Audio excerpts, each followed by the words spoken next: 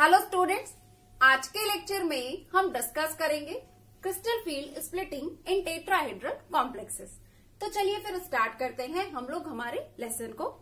सबसे पहले मैं आपको ये बता देती हूँ कि इस पर्टिकुलर टॉपिक में आपको क्या क्या लर्न करना है। यानी कि पहले हम लोग सारे सब टॉपिक्स के नेम देख लेते हैं कि क्या क्या हमें यहाँ पर डिस्कस करना है। सबसे पहले मैं आपको टेट्राहेड्रल कॉम्प्लेक्सेस में क्रिस्टल फील्ड स्प्लिटिंग बताऊंगी, कंप्लीट स्प्लिटिंग कैसे होती है। देन उसके बाद हम लोग क्या डिस्कस करेंगे, देन उसके बाद हम लोग ये डिस्कस करेंगे कि टेट्राहेड्रल कॉम्प्लेक्सेस में T2G लेवल्स की एनर्जी EG लेवल के कंपेयर में ज्यादा क्यों होती है। या फिर इसी को आप इस तरह से भी समझ सकते हो कि जो आपके टेट्राहेड्रल कॉम्प्लेक्सेस होते हैं उसमें crystal field splitting octahedral complexes के कंपेयर में जस्ट इन्वर्ट क्यों होती है। ठीक है, तो ये हमारा सेकेंड पॉइंट रहेगा। तीसरी जो चीज हमें यहाँ पर डिस्कस करनी है, तीसरा जो सब टॉपिक हमें यहाँ पर डिस्कस करना है वो ये है कि टेट्राहेड्रल कॉम्प्लेक्सेस में crystal field splitting octahedral complex के कंपेयर में स्मॉलर क्यों होता है। ओके, और जो फोर्थ सब टॉपिक हमें यहाँ पर डिस्कस करना है वो ये रहेगा कि अगर हमें एग्जाम में कोई टेट्राहेड्रल कॉम्प्लेक्स दिया जाए तो उसमें हम लोग डी ऑर्बिटल्स के इलेक्ट्रॉन की फिलिंग किस तरह से करेंगे। या फिर आप ये कह सकते हो कि Eg और T2G में इलेक्ट्रॉन को T2G और Eg के फॉर्म में इलेक्ट्रॉनिक कॉन्फ़िगरेशन लिखने का तरीका क्या होगा। ठीक है, तो ये टोटल 4 सब टॉपिक्स यहाँ पे हमें डिस्कस करना है और फिर लास्ट में क्या करेंगे, इन सारी चीजों को एक बार शॉर्टकट में समझ लेंगे। उसको आप शॉर्टकट भी कह सकते हो, शॉर्ट ट्रिक भी कह सकते हो या फिर शॉर्ट नोट्स भी कह सकते हो। ठीक है, तो ये इतनी चीजें हमें डिस्कस करनी है। तो चलिए फिर स्टार्ट करते हैं और सबसे पहले देखते हैं टेट्राहेड्रल कॉम्प्लेक्स में क्रिस्टल फील्ड स्प्लिटिंग कैसे होती है। देखिए, होता क्या है कि जब भी आपका कोई मेटल एटम आइसोलेटेड होता है, फ्री फॉर्म में होता है, किसी लिगैंड से नहीं जुड़ा होता है, तो उस केस में आपके मेटल में क्या होता है, मेटल के अगर हम लोग डी सबसेल को देखें तो उसके जो डी सबसेल के सारे 5 ऑर्बिटल्स होते हैं ना, उनकी एनर्जी इक्वल होती है। यानी कि उस सिचुएशन में जब ये फ्री फॉर्म में होता है, लिगैंड से नहीं जुड़ा होता है, तो उसके जो डी ऑर्बिटल्स होते हैं वो डी जेनरेट होते हैं। लेकिन जैसे ही आपके इस मेटल से आपके लिगैंड्स अप्रोच करना स्टार्ट करते हैं, लिगैंड्स आपको क्या करते हैं, अप्रोच करना स्टार्ट करते हैं। चलिए मैं एल से रिप्रेजेंट कर दे रही हूँ। लिगैंड्स आपके मेटल से अप्रोच करना स्टार्ट करते हैं तो पहले तो क्या होता है, पहले तो ये जो आपके डी ऑर्बिटल्स थे इनकी एनर्जी इंक्रीज कर जाती है। जितना फ्री फॉर्म में था उससे थोड़ा सा ज्यादा हो जाएगी जब लिगैंड अप्रोच करना स्टार्ट करेगा। और फिर जब लिगैंड और पास आ जाएगा और वो मेटल के साथ बॉन्डिंग करना स्टार्ट कर देगा, दिस मीन्स कि इलेक्ट्रोस्टैटिक फोर्स ऑफ अट्रैक्शन के थ्रू, आयनिक बॉन्ड के थ्रू जब जुड़ना स्टार्ट कर देगा, यानी कि कॉम्प्लेक्स आयन का फॉर्मेशन होगा, तो उस सिचुएशन में क्या होगा, आपका ये जो डी ऑर्बिटल है ये स्प्लिट कर जाएगा और स्प्लिट करके 2 लेवल्स बना लेगा। एक होगा आपका Eg लेवल, दूसरा होगा आपका T2G लेवल। अब आगे की बात ये समझिए कि ये जो 5 ऑर्बिटल्स आपके होते हैं, इसमें से इन सारे 5 ऑर्बिटल्स के नेम है आपके dxy, dyz, dzx, dx² -y² and dz²।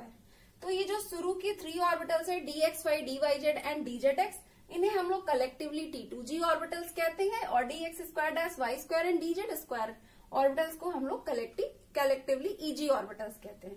तो जब स्प्लिटिंग होती है तो ये T2G वाले और Eg वाले, ये दोनों जो सेट्स हैं ये अलग अलग हो जाते हैं। ठीक है, Eg वाला लेवल नीचे आ जाता है, मतलब इसकी एनर्जी घट जाती है और T2G लेवल की एनर्जी जो होती है वो बढ़ जाती है। तो ऑर्बिटल स्प्लिट किया और 2 लेवल्स बने, T2G level and Eg level, 2 level बन गए। तो इन 2 जो लेवल बनते हैं इनके बीच का ये जो गैप होता है, ये जो कंप्लीट गैप होता है ना T2G और Eg लेवल का के बीच का जो गैप होता है, इसे हम लोग क्या बोलते हैं, डेल्टा टी, मतलब इसे डेल्टा टी से रिप्रेजेंट करते हैं। और अगर हम लोग क्या करें कि यहां से ये जितनी एनर्जी इसकी है, इसकी एनर्जी से T2G की एनर्जी को कंपेयर करें, यानी कि इसे हम लोग बैरी सेंटर और T2G के बीच का एनर्जी गैप चेक करें तो ये आपका होता है 2/5 डेल्टा टी, और यहां से बैरी सेंटर और EG के बीच की एनर्जी गैप को हम लोग चेक करें तो ये आपका होता है 3/5 डेल्टा टी। ठीक है, तो ये ओवरऑल जो आप लोगों ने देखा कि लिगैंड के सेंट्रल मेटल आयन से लिगैंड के जुड़ने पर ये जो डी ऑर्बिटल्स की स्प्लिटिंग हो जाती है, इसे ही हम लोग क्या बोलते हैं, स्प्लिटिंग ऑफ डी ऑर्बिटल्स। और चूंकि यहाँ पे आप किस तरह के कोऑर्डिनेशन कंपाउंड का फॉर्मेशन कर रहे हैं, टेट्राहेड्रल का, है ना, टेट्राहेड्रल टाइप का आपका कोऑर्डिनेशन कंपाउंड है, या फिर आप कह लीजिए कि कॉम्प्लेक्स आयन है। तो इसलिए इस केस में आप लोग इसे क्या बोलेंगे, इस केस में इसे आप लोग बोलेंगे crystal field splitting in tetrahedral complexes. ठीक है, तो ये तो बात हो गई स्प्लिटिंग की, यानी कि जो पहला सब टॉपिक था वो हम लोगों ने कंप्लीट कर लिया है। अब हमें क्या करना है, अब हमें ये चेक करना है कि यहाँ पे T2G के केस में ये टेट्राहेड्रल के केस में, टेट्राहेड्रल कॉम्प्लेक्सेस के केस में ये T2G एनर्जी लेवल ऊपर क्यों है और ये EG एनर्जी लेवल नीचे क्यों है। क्योंकि इसके जस्ट पहले जब हम लोगों ने क्या डिस्कस किया था, crystal field splitting in octahedral complexes discuss किया था, तो वहां पर आपको मैंने क्या बताया था कि ऑक्टाहेड्रल कॉम्प्लेक्सेस में क्या होता है, ऑक्टाहेड्रल कॉम्प्लेक्सेस में जब स्प्लिटिंग होती है तो वहां पे मैंने आपको क्या बताया था कि वहां पे आपका T2G नीचे रहता है और EG क्या रहता है, आपका ऊपर रहता है ना। EG की एनर्जी क्या होती है, वहां पे ज्यादा होती है। लेकिन आप टेट्राहेड्रल में क्या देख रहे हैं, जस्ट इनवर्ट देख रहे हैं, जस्ट इनवर्ट देख रहे हैं। T2G लेवल की एनर्जी ज्यादा है और EG लेवल की एनर्जी कम है। तो ऐसा क्यों है, क्यों जस्ट अपोजिट टाइप की यहाँ पे स्प्लिटिंग हो रही है, मतलब क्यों जस्ट इनवर्ट स्प्लिटिंग हो रही है। अब इस पॉइंट को हमें डिस्कस करना है, तो चलिए डिस्कस करते हैं। अब देखिए यहाँ पे हमें एनर्जी लेवल को कंपेयर करने के लिए, समझने के लिए कि T2G की एनर्जी ज्यादा क्यों है as compare to EG level, उसके लिए हमें थोड़ा सा कुछ बेसिक बातें करनी होंगी। और वो बेसिक पॉइंट ये रहेगा कि थोड़ा सा हमें ये जो डी ऑर्बिटल्स के शेप हैं इसको डिस्कस करना होगा। ठीक है, तो मैं आपको इसे फटाफट बता देती हूँ, हालांकि ये शायद आपको पहले से भी पता हो, तो मैं इसको बहुत जल्दी से बता देती हूँ। देखिए होता क्या है कि अगर हम हमारे मेटल एटम की बात करें, मेटल एटम की अगर हम बात करें तो मेटल एटम हो या फिर कोई भी एटम हो, लेकिन पर्टिकुलरली हम यहाँ मेटल को डिस्कस कर रहे हैं, तो मेटल एटम टर्म यहाँ पे मैं बोलूंगी कि मान लीजिए अगर हमारा मेटल एटम है, तो मेटल एटम में हम लोग क्या करते हैं, कुछ इमेजिनरी एक्सिस सोच लेते हैं कि हमारा यहाँ पे इमेजिनरी एक्सिस हो गया, ये आपका जेड हो गया। हम यहाँ पे ये सोच लेते हैं कि इधर हमारा एक्स एक्सिस है और इधर हमारी कुछ वाई एक्सिस है। तो हम एटम के सराउंडिंग पर एक अपना कुछ इमेजिनरी एक्सिस सोच रहे हैं, इमेजिन कर रहे हैं। ठीक है, तो मैं आपको बताऊं कि आपको पता है कि आपके एटम में क्या है, एटम में चारों तरफ आपके सेल्स है, सेल में क्या है, सब सेल्स है, और सब सेल्स में क्या ऑर्बिटल्स, ऑर्बिटल्स के अंदर इलेक्ट्रॉन। ठीक है, तो अगर हम लोग ऑर्बिटल्स की बात करें तो ऑर्बिटल्स क्या होता है, ऑर्बिटल्स जो होते हैं वो लोब्स से मिलकर के बने होते हैं, है ना। तो अगर हम लोग डी ऑर्बिटल्स की बात करें तो जस्ट अभी हम लोगों ने देखा कि जो हमारे डी ऑर्बिटल्स होते हैं वो टोटल क्या होते हैं, फाइव डिफरेंट टाइप्स के डी ऑर्बिटल्स हैं, है ना।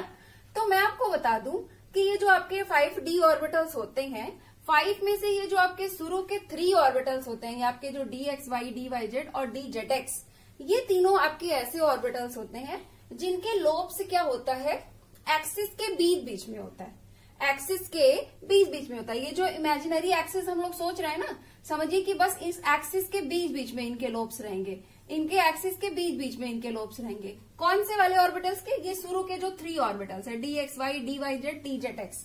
ठीक है, जब आपका लोब क्या है, एक्स वाई एक्सिस के बीच में है, तो मतलब कि वो वाला डी ऑर्बिटल जिसका की लोब एक्स वाई एक्सिस के बीच में है, वो आपका हो गया डी एक्स वाई वाला डी ऑर्बिटल। ठीक है, जिसमें लोब्स क्या है, वाई जेड एक्सिस के बीच में हो गया, वो आपका हो गया डी वाई जेड ऑर्बिटल। जिसमें क्या है, जिसमें आपका लोब्स एक्स जेड एक्सिस के बीच में हो गया, वो आपका कौन सा ऑर्बिटल हो गया, डी जेड एक्स ऑर्बिटल। ठीक है, और फिर आपका वो वाला, अब देखिए ये तीनों तो ऐसे हो गए कि जिनके क्या है, लोब्स एक्सिस के बीच में है, यानी कि जो हम इमेजिनरी एक्सिस सोच रहे हैं उनके बीच में इनके लोब्स है। ठीक है, अब ये जो बाद के 2 ऑर्बिटल्स है ना आपके, D X square dash Y square and D Z square, तो इन दोनों की अगर हम बात करें तो इनके लोब्स जो होते हैं वो एक्सिस के अलोंग होते हैं, अलोंग द एक्सिस होते हैं। तो ये जो इसका नेम है ना dx² - y², ये नेम इसके इसीलिए रखा गया है कि इसमें एक्स एक्सिस के अलोंग आपके दो लोब्स हैं, इसलिए dx² कर दिया गया, और dy के अलोंग दो लोब्स हैं, इसलिए इसको dy² कर दिया गया, इसीलिए इसे dx² - y² नाम दे दिया गया। तो ये जो dx² - y² है, और इस केस में अगर हम लोग देखें तो इस पे क्या होता है, टू लोब्स आपके जेड एक्सिस के अलोंग होते हैं, इसीलिए इसको नेम दे दिया गया dz² कि जेड एक्सिस के अलोंग टू लोब्स है। बाकी के बचे हुए जो टू लोब्स है वो एज कॉलर यहाँ पे प्रेजेंट होते हैं, ये जो मैं आपको डार्क कलर का दिखा रही हूँ। तो ओवरऑल मैं आपको ये बोलना चाह रही थी कि ये 3 ऑर्बिटल्स शुरू के जो T2G वाले T2G सेट के जो 3 ऑर्बिटल्स हैं, उनके लोब्स क्या है, एक्सिस के बीच बीच में है। लेकिन जो ये EG सेट वाले ऑर्बिटल्स हैं, इनके लोब्स क्या है, इनके लोब्स आपके अलोंग द एक्सिस है, अलोंग द एक्सिस है, यानी कि कुछ इस तरह से इनके लोब्स हैं, कुछ इस तरह से, बिल्कुल एक्सिस के अलोंग लोब्स है, इस तरह से, ठीक है। तो ओवरऑल आपने ये समझा कि जो d ऑर्बिटल्स हैं, इनमें जो आपको दो सेट दिखाई पड़ा है T2G और EG, इसमें आप लोगों ने ये समझा कि T2G ऐसे ऑर्बिटल्स हैं जिनके लोब्स क्या है, एक्सिस के बीच बीच में, और EG क्या है, EG वाले ऐसे ऑर्बिटल्स हैं जिनके लोब्स क्या है, एक्सिस के अलोंग है। इतना आप लोग समझ चुके हैं, ठीक है, इतनी बात आपकी क्लियर है।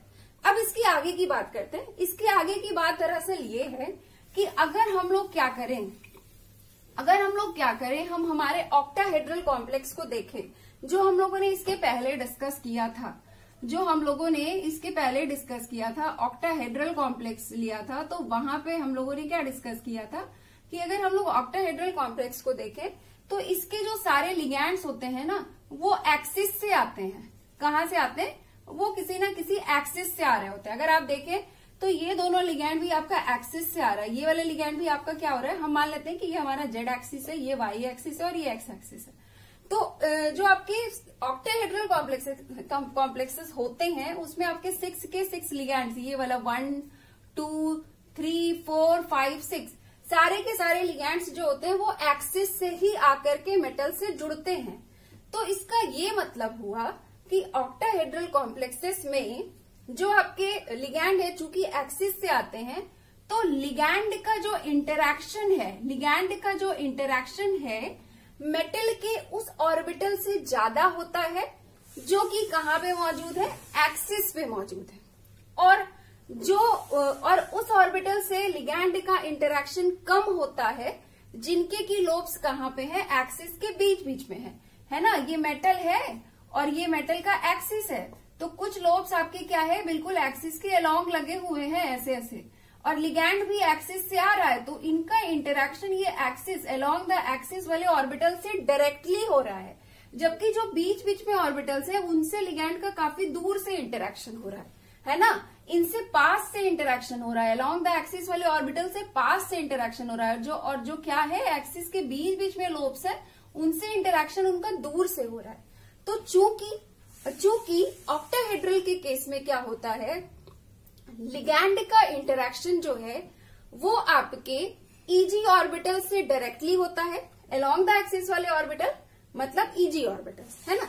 तो चूंकि ऑक्टाहेड्रल कॉम्प्लेक्सेस में लिगैंड का इंटरैक्शन जो है आपके EG ऑर्बिटल से ज्यादा होता है, डायरेक्टली होता है, एकदम पास से होता है, तो इसी वजह से ऑक्टाहेड्रल कॉम्प्लेक्सेस में EG एनर्जी लेवल जो होती है, मतलब कि जो EG सेट होता है उसकी energy as compare to T2G ज्यादा होती है।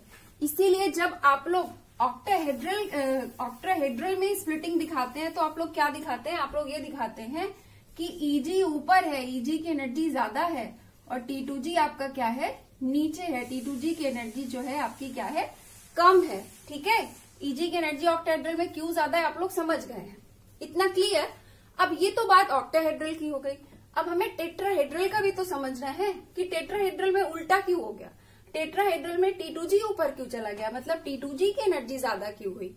तो ऑब्वियस सी बात है, थोड़ा थोड़ा अप्रोच हमें मिल रहा है कि अगर ऑक्टाहेड्रल के केस में EG इसलिए ऊपर था क्योंकि लिगैंड का उसका डायरेक्ट इंटरैक्शन हो रहा था, है ना। लिगैंड EG ऑर्बिटल से एकदम पास से जाकर के जुड़ रहा था, इसी वजह से EG की एनर्जी ज्यादा थी। तो ऑब्वियस सी बात है कि T2G में कुछ ऐसा होता होगा कि लिगैंड का अप्रोच T2G ऑर्बिटल से ज्यादा होता होगा, है ना। तो मैं आपको टेट्राहेड्रल का भी केस बताती हूँ।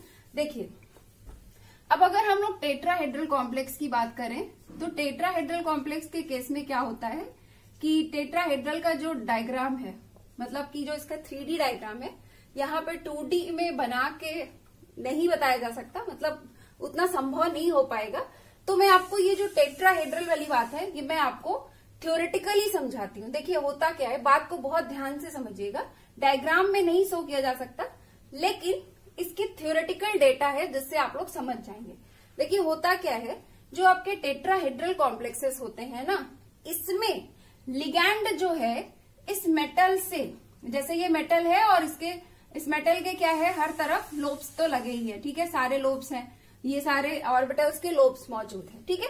तो होता क्या है कि ये जो आपका जब टेट्राहेड्रल कॉम्प्लेक्स का फॉर्मेशन होता है ना, तो लिगैंड कुछ इस तरह से आता है, लिगैंड कुछ इस तरह से अप्रोच करता है ये, कि इसकी जो दूरी होती है T2G वाले ऑर्बिटल से, T2G सेट वाले ऑर्बिटल से अप्रोक्सीमेटली 35 डिग्री के बॉन्ड एंगल पर रहती है, ठीक है। और जो EG सेट के ऑर्बिटल्स होते हैं ना, उससे लिगैंड की दूरी जो होती है, ये लिगैंड के बीच की दूरी क्या, आप उसको बोलिए एंगल, कि उससे लिगैंड का जो एंगल होता है वो अप्रोक्सीमेटली क्या होता है, 54 डिग्री होता है, ठीक है। EG से कितना बॉन्ड एंगल बनता है लिगैंड का, EG ऑर्बिटल से अप्रोक्सीमेटली 54 डिग्री, और T2G ऑर्बिटल से कितनी दूरी के बॉन्ड एंगल पर रहता है, 35 डिग्री, अप्रोक्सीमेटली 35 डिग्री।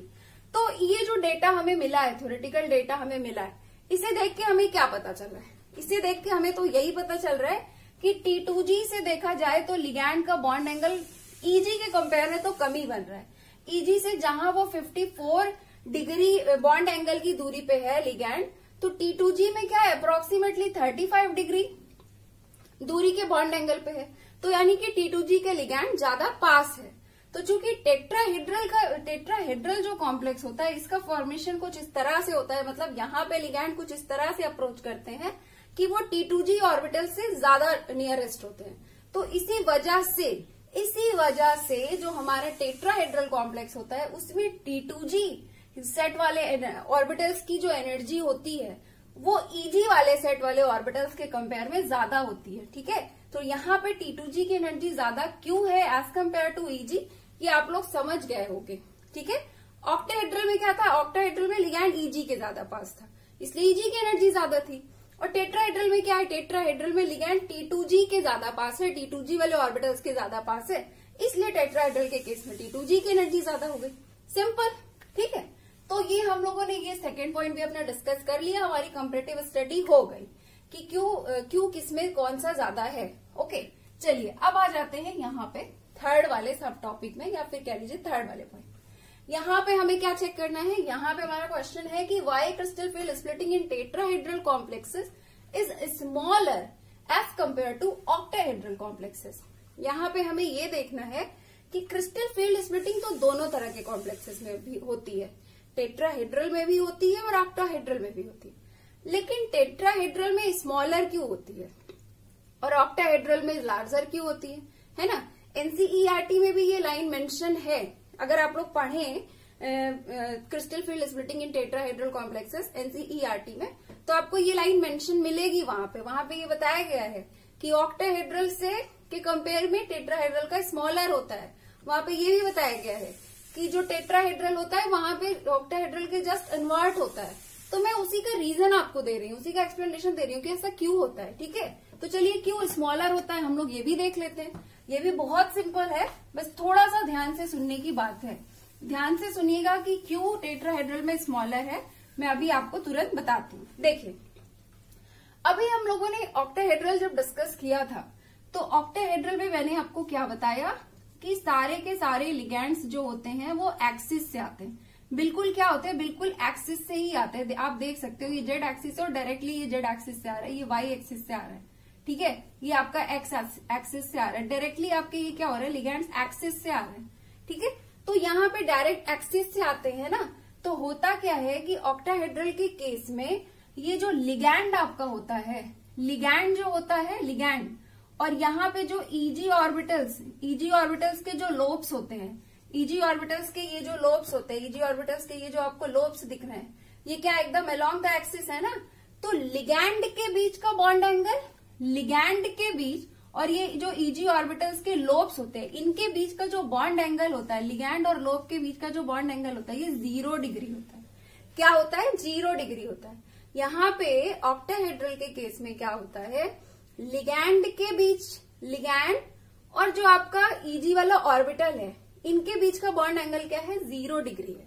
ठीक है, तो देखा जाए तो यहाँ पे बिल्कुल भी गैप नहीं है। लिगैंड एकदम से डायरेक्टली आके ईजी ऑर्बिटल से एक तरह से देखा जाए तो जुड़ रहा है। अब जब डायरेक्टली आके जुड़ रहा है तो आप सोचिए कि आपके मेटल में कुछ इलेक्ट्रॉन होंगे, मेटल के इन सारे ऑर्बिटल्स में कुछ इलेक्ट्रॉन्स होंगे, है ना, कुछ इलेक्ट्रॉन्स आपके मेटल्स के ऑर्बिटल्स में होंगे, और लिगैंड के पास भी अपना इलेक्ट्रॉन है, लिगैंड भी तो एटम है, उसके पास भी तो बहुत सारे इलेक्ट्रॉन्स होंगे, है ना। तो जब एकदम पास से आके जुड़ रहा है, जस्ट 0 डिग्री के बॉन्ड एंगल पे आके जुड़ रहा है, डायरेक्टली जुड़ रहा है, तो लिगैंड के इलेक्ट्रॉन और ऑर्बिटल के इलेक्ट्रॉन के बीच क्या होगा? बहुत ज्यादा रिपल्शन होगा। और जब रिपल्शन बहुत ज्यादा होगा तो स्प्लिटिंग भी बहुत स्ट्रांग होगी, है ना। और जो दो गैप्स बनेंगे ना, जो एनर्जी लेवल्स बनेगा ना, एनर्जी लेवल्स, इनके बीच का ये जो गैप होगा वो बहुत ज्यादा होगा, यानी कि ऑक्टाहेड्रल कॉम्प्लेक्सेस में स्प्लिटिंग काफी ज्यादा होगी। ठीक है, लेकिन वही हम टेट्राहेड्रल कॉम्प्लेक्सेस की बात करें तो T2G से लिगैंड पास में ही था। T2G की एनर्जी इसीलिए ज्यादा थी क्योंकि T2G के पास था, लेकिन कितना पास था? Approximately 35 degree, approximately 35 degree bond angle पे था। यहाँ पे क्या है? 0 डिग्री के बॉन्ड एंगल। यहाँ तो एकदम डायरेक्टली एकदम पास से आके जुड़ जा रहा है, यहाँ तो फिर भी अप्रोक्सीमेटली 35 डिग्री बॉन्ड एंगल से जुड़ रहा है। तो यहाँ पे लिगैंड क्या है? थोड़ा दूर से जुड़ रहा है, यहाँ पे लिगैंड ऑर्बिटल से एकदम पास से आके जुड़ गया। तो टेट्राहेड्रल में क्या होगा? रिपल्शन थोड़ा कम होगा, और ऑक्टाहेड्रल में रिपल्शन बहुत ज्यादा होगा। ऑक्टाहेड्रल के केस में रिपल्शन बहुत ज्यादा है, इसीलिए ऑक्टाहेड्रल में स्प्लिटिंग काफी ज्यादा होती है। ठीक है, स्प्लिटिंग काफी ज्यादा होती है। ज्यादा होने का मतलब कि T2G और EG के बीच गैप ज्यादा होता है। ये जो डेल्टा O होता है ना, वो काफी हाई होता है। लेकिन वही हम डेल्टा T की बात करें, टेट्राहेड्रल की बात करें, तो यहाँ पे लिगैंड और ऑर्बिटल के बीच गैप थोड़ा ज्यादा है, दूरी ज्यादा है, बॉन्ड एंगल ज्यादा है, अप्रोक्सीमेटली 35 डिग्री है। तो इस वजह से वहां पे क्या होगा? वहां पे स्प्लिटिंग थोड़ी वीक टाइप होगी, कमजोर टाइप की स्प्लिटिंग होगी। तो लेवल्स तो बन जाएंगे, T2G और EG लेवल्स तो बन जाएंगे, लेकिन इन दोनों के बीच का जो ये गैप है ना, वो बहुत कम होगा। मतलब डेल्टा T जो है वो बहुत कम होगा, डेल्टा O क्या होगा? काफी हाई होगा, डेल्टा T जो है वो काफी लो होगा। बल्कि अगर आप लोग देखें तो आपकी बुक में NCERT में एक डेटा भी दिया है कि जो डेल्टा T होता है वो क्या होता है? 4/9 डेल्टा O के इक्वल होता है। अगर देखा जाए, अगर आप 4/9 अगर आप यहाँ पे डिवाइड करो तो आपको आंसर क्या मिलेगा? पॉइंट में आंसर मिलेगा, है ना। तो देखा जाए तो डेल्टा T क्या है? डेल्टा O के कंपेयर में काफी कम है। ठीक है, तो ये तो बात हो गई इन दोनों की कंपैरेटिव स्टडी कि क्यों टेट्राहेड्रल में कम होता है और क्यों ऑक्टाहेड्रल में ज्यादा होता है। बहुत सिंपल सा पॉइंट है। क्या है? क्योंकि यहाँ पे क्या है? लिगैंड और EG ऑर्बिटल के बीच दूरी बहुत कम है, एक तरह से देखा जाए तो 0 डिग्री का बॉन्ड एंगल है। इसी वजह से यहाँ पे स्प्लिटिंग तगड़ी हो रही है। और वहां पे लिगैंड क्या है? ऑर्बिटल से काफी दूरी पे है। अब जब दूरी पे है तो स्प्लिटिंग तो होगी, लेकिन बहुत अच्छी नहीं होगी, बहुत वीक टाइप की स्प्लिटिंग होगी, और जो एनर्जी लेवल्स बनेंगे उनके बीच गैप क्या होगा? कम होगा। ठीक है, तो आपका ये थर्ड वाला भी सब टॉपिक कंप्लीट हो गया है, आप लोग ये भी समझ गए हैं।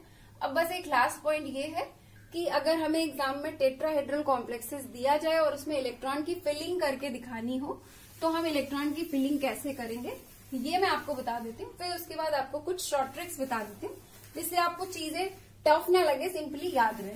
तो अब अभी हम लोग पहले फिलिंग ऑफ इलेक्ट्रॉन देख लेते हैं। फिलिंग ऑफ इलेक्ट्रॉन को ध्यान से समझिएगा। देखिए, मान लीजिए आपको एग्जाम में एक टेट्राहेड्रल कॉम्प्लेक्स दिया गया NiCl4 2-, और आपको ये आपका क्या है? एक टेट्राहेड्रल कॉम्प्लेक्स है। आपको बता दिया गया कि ये एक टेट्राहेड्रल कॉम्प्लेक्स है और इसमें आप इलेक्ट्रॉन को इस तरह से T2G और EG के फॉर्म में फिल करके दिखाइए, या फिर T2G और EG के फॉर्म में इनका इलेक्ट्रॉनिक कॉन्फ़िगरेशन लिख के दिखाइए। तो आप लोग कैसे करेंगे? आपको क्या करना है? यहाँ पे पहले आपको सेंट्रल मेटल आयन का ऑक्सीडेशन स्टेट चेक कर लेना है। ऑक्सीडेशन स्टेट कैसे निकालते हैं ये मैं आपको बहुत पहले सिखा चुकी हूँ, अभी तक आप लोग ट्रेंड हो चुके हैं, तो फिर मैं इसको वहां पे फर्दर नहीं निकाल रही हूँ।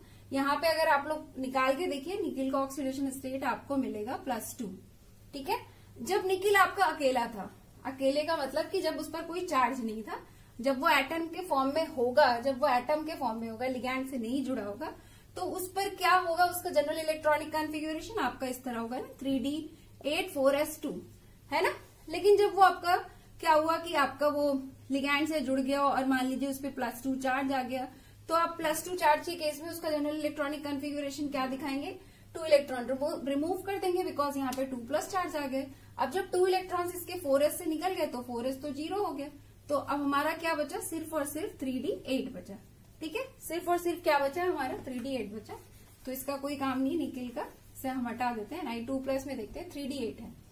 अब आपको क्या करना है, इसमें इलेक्ट्रॉन की फिलिंग दिखानी है क्रिस्टल फील्ड थ्योरी के अकॉर्डिंग या क्रिस्टल फील्ड स्प्लिटिंग के अकॉर्डिंग।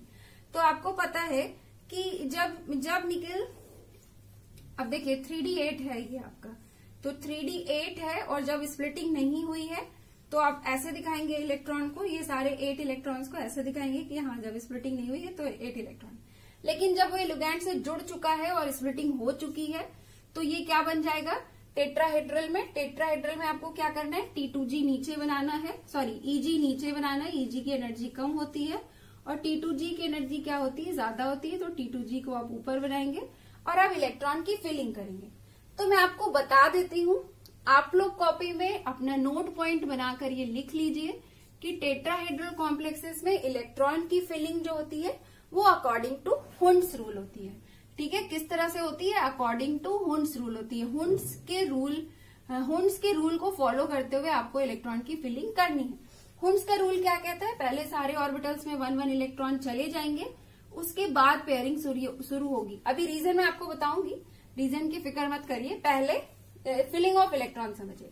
तो हुंड्स का रूल क्या कहता है, पहले सब जगह 1-1 इलेक्ट्रॉन जाएंगे, देन पेयरिंग स्टार्ट होगी। टोटल 8 इलेक्ट्रॉन है, सब जगह 1-1 इलेक्ट्रॉन चले गए, अब आप पेयरिंग करा दीजिए, 5 इलेक्ट्रॉन हो ही गए, 6, 7, 8। ठीक है, तो यहां से आपको क्या इलेक्ट्रॉनिक कॉन्फ़िगरेशन मिला, देखिए Eg में कितने इलेक्ट्रॉन है, Eg4, कॉमा T2G में कितने इलेक्ट्रॉन है आपके, 1, 2, 3, 4, T2G 4, Eg4, T2G 4। बस ऐसे इलेक्ट्रॉन को आप लोग फिल करके दिखा दीजिए। ओके, अच्छा अब आप लोग सोच रहे होंगे कि यहाँ पे मैंने टेट्राहेड्रल कॉम्प्लेक्सेस में लिगैंड नहीं चेक किया कि लिगैंड हमारा स्ट्रांग है कि वीक है, और डायरेक्टली इलेक्ट्रॉन को हुंड के रूल के अकॉर्डिंग फिल कर दिया, है ना। जबकि ऑक्टाहेड्रल में जब हम लोग इलेक्ट्रॉन फिल कर रहे थे तो वहां एक बार चेक कर ले रहे थे कि लिगैंड स्ट्रांग है कि वीक है, उसके बाद डिसाइड कर रहे थे कि कैसे इलेक्ट्रॉन फिल करना है। लेकिन टेट्राहेड्रल में आपको ये चेक नहीं करना है।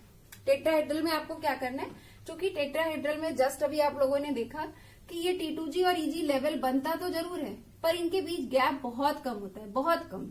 और गैप बहुत कम होता है तो इलेक्ट्रॉन के पास इतनी एनर्जी होती है कि वो इजिली ऊपर के ऑर्बिटल में जा सकता है। तो यहाँ पे चाहे आपका लिगैंड कैसा भी हो, चाहे स्ट्रॉन्ग टाइप का लिगैंड हो, वीक टाइप का लिगैंड हो, कोई फर्क नहीं पड़ता। यहाँ पे टेट्राहेड्रल के केस में कोई फर्क नहीं पड़ता, क्योंकि T2G और Eg लेवल के बीच गैप बहुत कम होता है, एकदम बहुत कम गैप होता है। इसी वजह से इलेक्ट्रॉन आसानी से हुंड के रूल को फॉलो करते हुए ही फिल होता है। पहले सब जगह 1-1 इलेक्ट्रॉन चला जाता है, उसके बाद पेयरिंग स्टार्ट होती है। ठीक है, तो ये यहाँ पे इस तरह से इलेक्ट्रॉन की फिलिंग होती है। अब आप लोग इलेक्ट्रॉन की फिलिंग भी समझ गए, इसको लिख लीजिए कि टेट्राहेड्रल कॉम्प्लेक्सेस में हमें स्ट्रॉन्ग लिगैंड, वीक लिगैंड कुछ नहीं चेक करना है। पर्टिकुलरली मैं CFT के बारे में बता रही हूँ, VBT से कंपेयर मत करिएगा, क्योंकि VBT के केस में क्या होता है, कॉम्प्लेक्स चाहे जैसा भी हो, चाहे टेट्राहेड्रल हो चाहे ऑक्टाहेड्रल हो, वहां पे आपको लिगैंड चेक करके इलेक्ट्रॉन फिल करना पड़ता है। स्ट्रॉन्ग लिगैंड होता है तो हुंड का रूल नहीं फॉलो होगा, वीक लिगैंड है तो हुंड का रूल फॉलो होगा। तो VBT में आपको दोनों जगह फॉलो करना है। लेकिन पर्टिकुलरली CFT की बात करें तो ऑक्टाहेड्रल में आपको लिगैंड चेक करना है कि स्ट्रॉन्ग है कि वीक है, लेकिन टेट्राहेड्रल में नहीं चेक करना है। टेट्राहेड्रल में आप लोग आंख बंद करके हुंड के रूल के अकॉर्डिंग इलेक्ट्रॉन फिल करिए। सब जगह पहले 1-1 इलेक्ट्रॉन फिल करिए, उसके बाद पेयरिंग करिए। ठीक है, तो यहाँ पे हमारी क्रिस्टल फील्ड स्प्लिटिंग कंप्लीट हो गई है। अब मैं आपको चीजें शॉर्टकट में बता देती हूँ ताकि आप लोगों को याद करने में आसानी हो, बहुत टफ ना लगे सब कुछ। तो बिल्कुल शॉर्टकट में एक बार सब कुछ लिख लीजिए, एक जगह पर एज शॉर्ट नोट्स लिख लीजिए, ताकि चीजें आसानी से बिल्कुल याद रहे, भूले नहीं। क्या देखिए, क्या पढ़ा आप लोगों ने क्रिस्टल फील्ड स्प्लिटिंग में, आप लोगों ने ये पढ़ा कि जो आपका ऑक्टाहेड्रल कॉम्प्लेक्स है वहां पे जब आपकी क्रिस्टल फील्ड स्प्लिटिंग हुई थी, तो आपका T2G नीचे था और Eg ऊपर था, ठीक है। और जो आपका टेट्राहेड्रल कॉम्प्लेक्स था इसमें जस्ट आपको उल्टा कर देना है, इसी को जस्ट इन्वर्ट कर देना है। यहाँ पे आपका Eg नीचे था और T2G आपका ऊपर आ गया, सिंपल। यहाँ पे दोनों के बीच का जो गैप है वो आपका डेल्टा O होता है, यहाँ पे जो दोनों के बीच का गैप है वो आपका डेल्टा T होता है, ठीक है। अब अगर आपसे कोई कारण पूछे तो इसमें इसकी एनर्जी ज्यादा क्यों है, या इस टेट्राहेड्रल के केस में इसकी एनर्जी ज्यादा क्यों है, तो कोई टेंशन नहीं है, बिल्कुल फ्री माइंड से बोलिए कि यहाँ पे लिगैंड जो होता है वो Eg ऑर्बिटल्स के ज्यादा पास होता है, इस वजह से Eg ऑर्बिटल की एनर्जी ज्यादा होती है। यहाँ पे T2G ऑर्बिटल के लिगैंड ज्यादा पास होता है, इस वजह से T2G की एनर्जी ज्यादा होती है। बिल्कुल सिंपल सी बात है, और कुछ ज्यादा डीप में जाने की जरूरत नहीं है। बाकी चीजें आप लोग नॉलेज के लिए रखिए, लेकिन शॉर्ट में इतना बैठाइए दिमाग में ताकि बात भूले नहीं। अगर आपसे कोई पूछे कि डेल्टा O की वैल्यू डेल्टा T से ज्यादा क्यों होती है, तो बहुत सिंपल सी बात है, क्योंकि भाई यहाँ पे लिगैंड जो आता है वो ऑर्बिटल्स के ज्यादा पास से आता है, यहाँ पे थोड़ा दूरी से आता है। आपको ये भी रटने की जरूरत नहीं कि कितनी दूरी से आता है, बस आप इतना दिमाग में बैठाइए कि यहाँ पे लिगैंड जो है वो Eg ऑर्बिटल के बहुत ज्यादा पास से आता है, बिल्कुल नियरेस्ट आता है, अप्रोक्सीमेटली 0 डिग्री का बॉन्ड एंगल होता है। यहाँ पे लिगैंड थोड़ा T2G ऑर्बिटल से अप्रोच करता है, थोड़ा सा दूरी से अप्रोच करता है। आप मोटा मोटा सिर्फ इस केस में T2G के केस में आप लोग कह सकते हो कि अप्रोक्सीमेटली 35 डिग्री बॉन्ड एंगल से आता है, बस। तो इस वजह से यहाँ पे इस केस में स्प्लिटिंग कम होती है, ऑक्टाहेड्रल के केस में स्प्लिटिंग ज्यादा होती है, मतलब इनके बीच एनर्जी गैप ज्यादा होता है, डेल्टा O की वैल्यू ज्यादा होती है, इनके बीच एनर्जी गैप बहुत कम होता है, डेल्टा T की वैल्यू बहुत कम होती है, बस इतनी सी बात।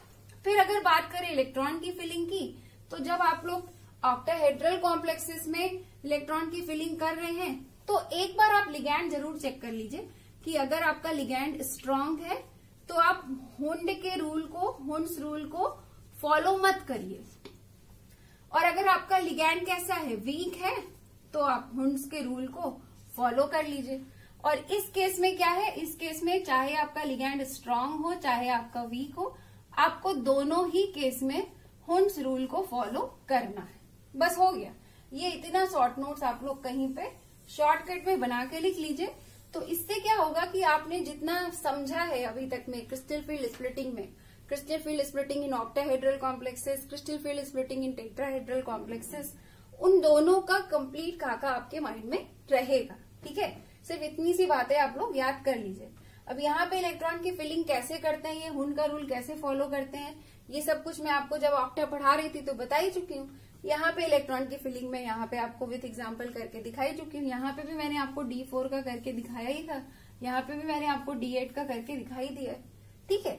तो यहाँ पे हमारा crystal field splitting in tetrahedral complexes complete हो गया है। अब हम लोग मिलेंगे नेक्स्ट लेक्चर में। Have a nice day, thank you so much.